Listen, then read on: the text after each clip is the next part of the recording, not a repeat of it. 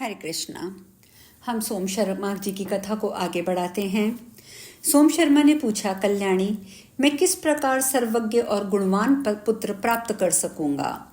सुमना बोली, स्वामिन, आप महामुनि वशिष्ठ जी के पास जाइए, वे धर्म के ज्ञाता हैं, उन्हीं से प्रार्थना कीजिए, उनसे आपको धर्मज्ञ एवं धर्मवत्सल पुत्र की प्राप्ति होगी।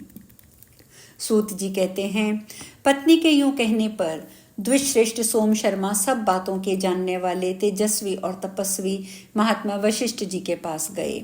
वे गंगा जी के तट पर स्थित अपने पवित्र आश्रम में विराजमान थे।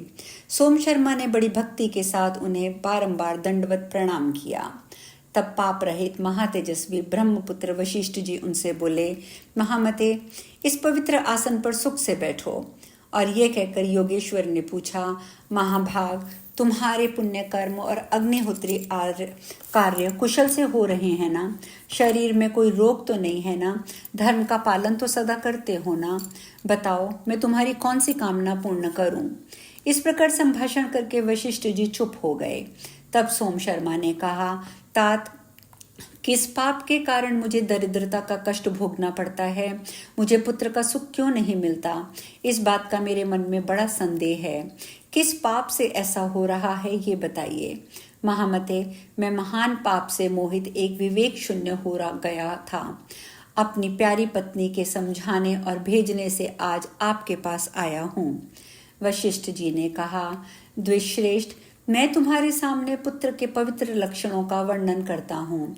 जिसका मन पुण्य में आसक्त हो, जो सदा सत्य धर्म के पालन में तत्पर रहता हो, और जो बुद्धिमान, ज्ञान संपन्न, तेजस्वी, वक्ताओं में श्रेष्ठ, सब कर्मों में कुशल और वेद अध्ययन परायण, संपूर्ण शास्त्रों का वक्ता, देवता और ब्राह्मणों का पुजारी, समस्त यज्ञों का अनुष्ठान करने वाला, ध्यानी, ज्ञानी, प्रिय वचन बोलने वाला, भगवान विष्णु के ध्यान में तत्पर, नित्य शांत, जितेंद्रिय, सदा जप करने वाला, पितृभक्ति परायण, सदा समस्त स्वजनों पर स्नेह रखने वाला, कुल का उद्धारक, विद्वान और कुल को संतुष्ट करने वाला हो, ऐसे गुणों से युक्त पुरुष ही सुख देने वाले होते हैं।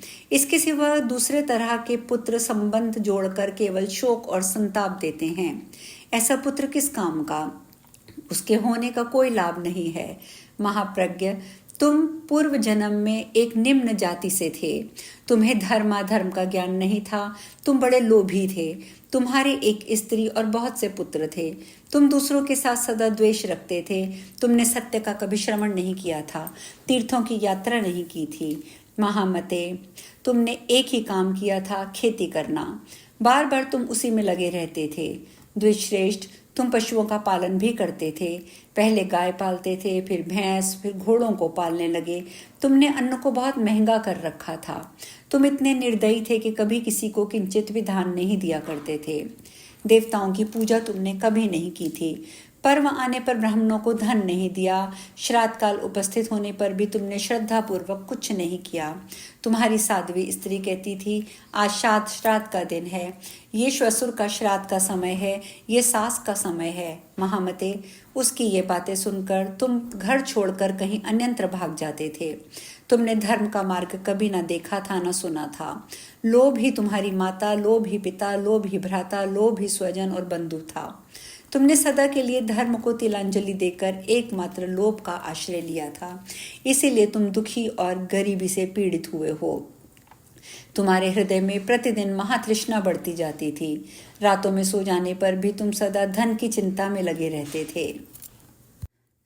इस प्रकार क्रमशः 1000, लाख, करोड़, अरब, खरब, 10 खरब सोने की मोहरें तुम्हें प्राप्त हो गईं।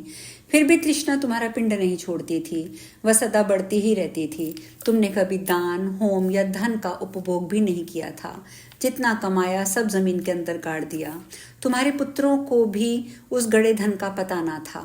तुम्हारे हृदय की तृष्णा की आग प्रज्वलित हर समय होती रहती थी। उसी के दुख से तुम्हें कभी सुख नहीं मिलता था।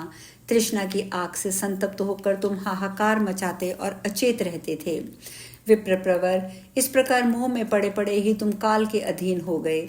स्त्री और पुत्र पूछते ही रह गए, किंतु तुम्हें उन्हें ना तो धन का पता बताया, ना ही उन्हें कुछ दिया। तुम प्राण त्याग कर यमलोक चले गए। इस प्रकार मैंने तुम्हारे पूर्व जन्म का वृतांत तुम्हें कह सुनाया है। विप्रप्रवर, उसी कर्म के कारण तुम निर्धन हो, दरिद्र हो। जिसके ऊपर भगवान श्री विष्णु प्रसन्न होते हैं, उसी के घर में सदा सुशील और ज्ञानी धर्मपरायण पुत्र होते हैं। संसार में जिसको भक्तिमान पुत्र, श्रेष्ठ पुत्र की प्राप्ति होती है, वह भगवान का कृपा पात्र है। भगवान श्री विष्णु की कृपा के बिना कोई भी स्त्री पुत्र उत्तम जन्म और उत्तम कुल को और श्री विष्णु के परम धाम को नहीं पा सकता।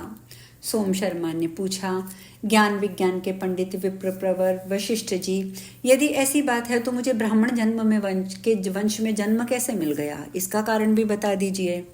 वशिष्ठ जी बोले, ब्राह्मण, पूर्व जन्म में तुम्हारे द्वारा एक धर्म संबंधी कार्य भी बन गया था, उसे भी बताता हूँ।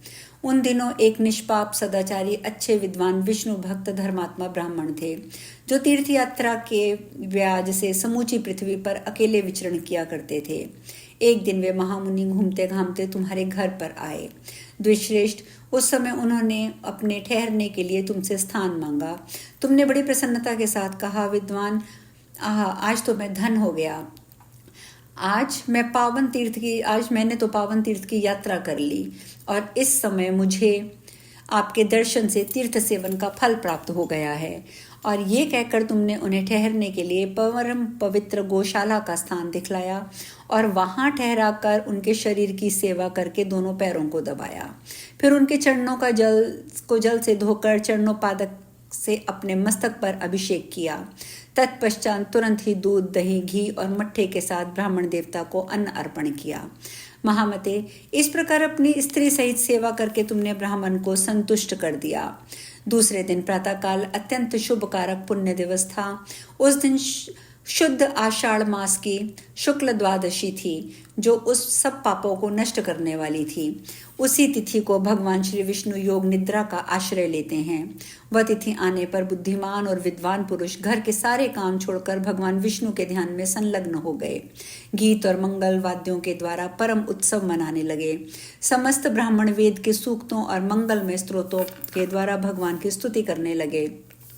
ऐसे महोत्सव का अवसर पाकर विशिष्ट ब्राह्मण उस दिन वहीं ठहर गए।